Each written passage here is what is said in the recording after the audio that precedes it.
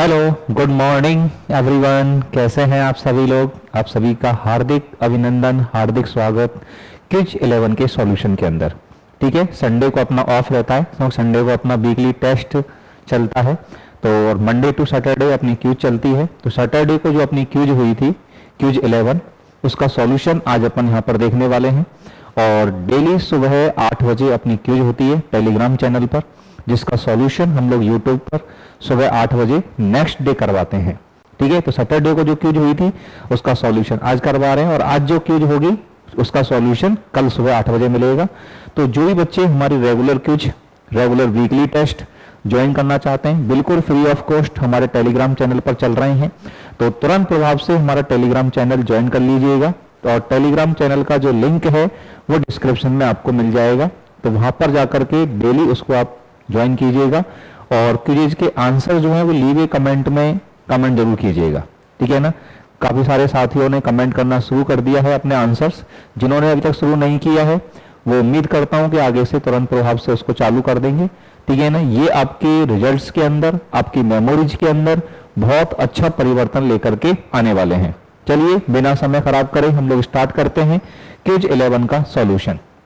Quiz 11 के अंदर जो पहला सवाल आप लोग को दिया गया था, चित्र में एबीसीडी एक समलंब चतुर्भुज है, और इसमें एबी भुजा जो है वो आपको, एबी जो है वो डीसी के क्या दे रखी है, समांतर दे रखी है, और एबी की लंबाई डीसी की लंबाई का 3 गुना है। तो त्रिभुज एओबी और त्रिभुज सीओडी के क्षेत्रफल का अनुपात क्या होगा? देखो, ये वाला जो एंगल है वो इस वाले एंगल के बराबर होगा। शीर्षाभिमुख कौन है? ये वाला जो एंगल है वो इस वाले एंगल के बराबर होगा। अल्टरनेट एंगल हो गए, एकांतर कोण हो गया, जेड की आकृति में बनने वाला एंगल है। और ये वाला जो एंगल है वो इस वाले एंगल के बराबर होगा, ये भी हमारे पास एकांतर कोण हो गए। तो ऊपर जो त्रिभुज बन रहा है सीओडी और नीचे जो त्रिभुज बन रहा है एओबी, इन दोनों के तीनों कोण आपस में बराबर है। जब एक त्रिभुज के तीनों कोण दूसरे त्रिभुज में तीनों कोणों के बराबर हो तो दोनों त्रिभुज हमारे पास होते हैं समरूप त्रिभुज। उनको बोलते हैं हम सिमिलर ट्राइंगल, उनको कहा जाता है समरूप त्रिभुज। और इन समरूप त्रिभुजों की खास बात होती है कि इनके क्षेत्रफलों का जो अनुपात होता है, त्रिभुज एओबी और त्रिभुज सीओडी, इनके क्षेत्रफलों का अनुपात उनकी संगत भुजाओं के वर्गों के अनुपात के बराबर होता है। यहां इसमें से भुजा मैंने ए बी ले ली, तो ए बी के संगत भुजा ऊपर वाले त्रिभुज में देंगे। तो ए बी पर 2 लाइन वाले और 3 लाइन वाले एंगल बन रहे हैं, तो 2 लाइन वाले और 3 लाइन वाले एंगल डीसी पे बन रहे हैं। तो ए बी के संगत भुजा इस वाले त्रिभुज में डीसी होगी, तो ए बी का वर्ग और डीसी के वर्गों का जो अनुपात है वो इन दोनों त्रिभुजों के क्षेत्रफलों के अनुपात के बराबर होगी। मतलब क्या कॉन्सेप्ट है? जो कॉन्सेप्ट आपको दिमाग में रखना है वो क्या रखना है? 2 समरूप त्रिभुजों में उनके क्षेत्रफलों का अनुपात संगत भुजाओं के वर्गों के अनुपात के बराबर होता है। संगत भुजाओं के वर्गों के अनुपात के बराबर होता है। यहां पर AB का जो मान है वो 3DC के बराबर दे रखा है, तो AB का स्क्वायर हो जाएगा 9DC का स्क्वायर, और बटे में ये हमारे पास आ जाएगा DC का स्क्वायर। DC के स्क्वायर से DC का स्क्वायर कट जाएगा, तो यहां पर क्षेत्रफलों का जो अनुपात हमारे पास हो गया, वो क्षेत्रफलों का अनुपात हमारे पास क्या हो गया प्यारे बच्चों? 9:1। तो त्रिभुज ABCD एक समलंब चतुर्भुज है, उसमें AB समांतर है DC के और AB बराबर 3DC है। तो त्रिभुज AOB और त्रिभुज COD के क्षेत्रफलों का अनुपात हमारे पास क्या हो जाएगा? 9:1। ठीक है, चलिएगा क्वेश्चन नंबर 2 की तरफ बढ़ते हैं। दूसरा सवाल फंक्शन से रिलेटेड है। ठीक है ना, ये क्विज आपको इसीलिए इंपॉर्टेंट है, कभी कोई सा टॉपिक, कभी कोई सा टॉपिक, रैंडमली कोई भी टॉपिक आपके आमने सामने आ रहा है। ठीक है ना, उनके कॉन्सेप्ट कितने हमारे दिमाग में है, उनका जो रिवीजन है वो हम लोग बार बार आप लोगों को यहाँ पर इन क्विजों के माध्यम से करा रहे हैं। डेली 5 क्वेश्चंस, ठीक है, और 5-5 कंसेप्ट डेली अपन को सीखने को मिले और वो हमारे ध्यान में रहें। और ये छोटे छोटे कॉन्सेप्ट जो आप देखोगे ना रेगुलरली, अगर केयरफुली इन वीडियोज को आप देखोगे तो इन कॉन्सेप्ट को कभी भी आप भूलोगे नहीं, आपको याद रहेगा और ये कॉन्सेप्ट फला क्विज में सर ने उस दिन बताया था और आपको ये लंबे समय तक याद रहेगा। ठीक है ना, इनके रिजल्ट्स, दूरगामी परिणाम जो है वो आप लोगों को डेफिनेटली देखने को मिलेंगे। ठीक है ना, तो इनको डेली अपन को ज्वाइन करके रखना है, मिस नहीं करना है किसी भी कंडीशन में। त्रिभुज एक n दे रखा है प्राकृत संख्याओं का समुच्चय, और प्राकृत संख्याओं के समुच्चय से कैपिटल n से कैपिटल n में एक फंक्शन दे रखा है। यहां अगर मुझे f1 निकालना पड़े तो f1 का मान कितना आएगा, x बराबर 1 पे मान कितना आएगा, 1 ऑड है, x ऑड है तो मान इसमें लगाना है, और इवन है तो मान इसमें लगाना है।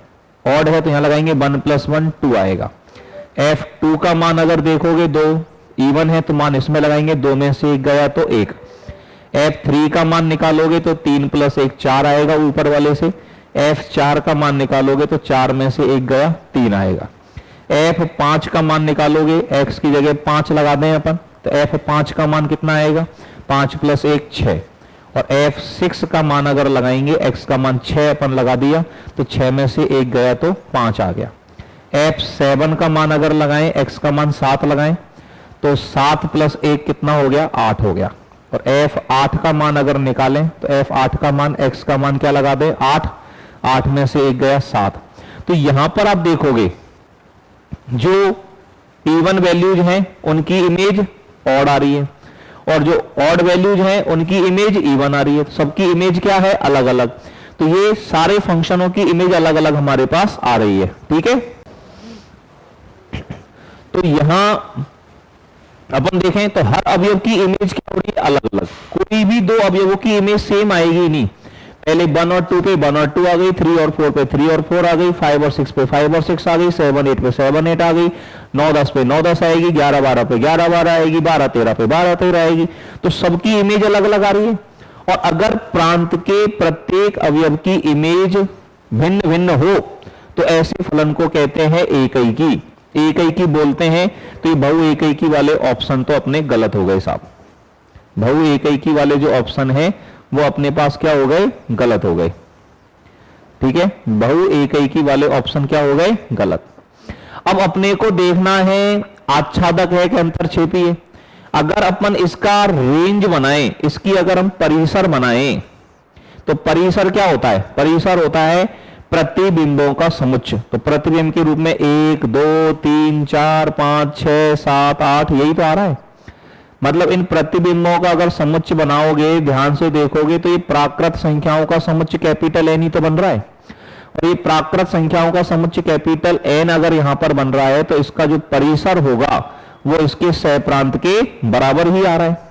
इसका परिसर इसके सहप्रांत के बराबर आ रहा है। और जब किसी फलन का परिसर उसके सहप्रांत के बराबर होता है तो उस फलन को बोला जाता है माय डियर आच्छादक।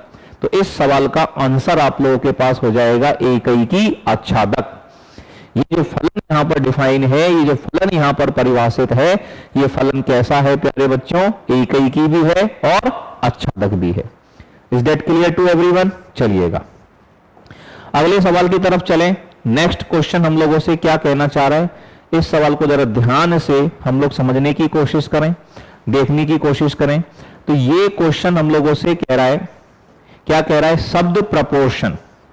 एक शब्द अपन को दिया है प्रपोर्शन, PROPORTION, कि अक्षरों में से 3 समान अक्षर लेने हैं और 1 भिन्न अक्षर लेना है। 3 समान अक्षर और 1 भिन्न अक्षर। यहां इन अक्षरों को अगर हम विश्लेषित करें तो हमारे पास P कितनी बार है, 2 बार। फिर R कितनी बार है, R कितनी बार है, 2 बार, 2 R है। फिर O है तो O कितनी बार है, 3 बार, ठीक है। PR हो गया, POR हो गया, T 1 बार है, I 1 बार है, ठीक है ना। O हम लोग लिख चुके और N हमारा 1 बार है। कितने हो गए, 2 और 2 4 और 3 7 और 1 8 और 1 9 और 1 10। गिन लो यहां पर 1 1 2 3 4 5 6 7 8 9 10 अक्षर है। अब इनमें से 3 एक समान लेटर लेने हैं। 3 एक समान लेने, तो 3 समान लेटर तो हमारे पास एक ही है, O, ठीक है ना। 3 समान अक्षर लेने का तरीका एक ही है, 3 का पेयर हमारे पास एक ही है। तो इस एक पेयर में से एक पेयर को सेलेक्ट करना है। 3 लेटर हमारे सेलेक्ट हो गए, 3 O हमको लेने ही पड़ेंगे क्योंकि और कोई लेटर मिल ही नहीं सकता जो समान हो तीनों में। तो 3 समान का एक पेयर और एक पेयर में से एक पेयर को सेलेक्ट करना है। अब हमें चाहिए एक भिन्न अक्षर। अब बचे हुए भिन्न अक्षर कितने, एक P है, एक R है, एक T है, एक I है, एक N है, 3 और 2 5 अक्षर हैं। इन 5 अक्षरों में से कोई भी एक अक्षर का हमें सिलेक्शन करना है।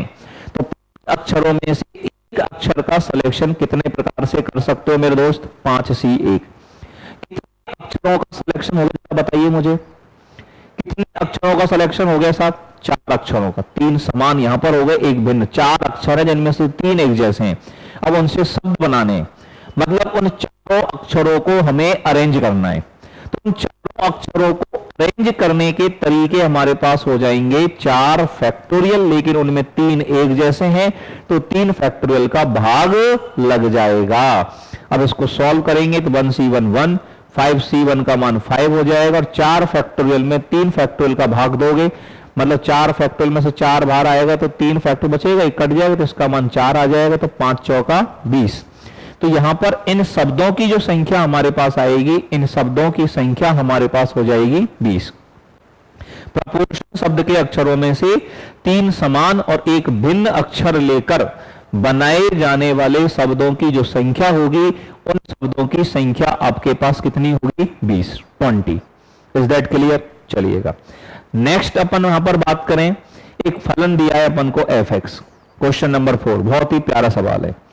न्यूनतम x, एक्स स्क्वायर, मतलब यहां 2 प्रकार के फलन दिख रहे हैं, एक तो y बराबर x हो गया, एक y equal to x square हो गया। इनका अगर मैं ग्राफ बनाने की कोशिश करूं,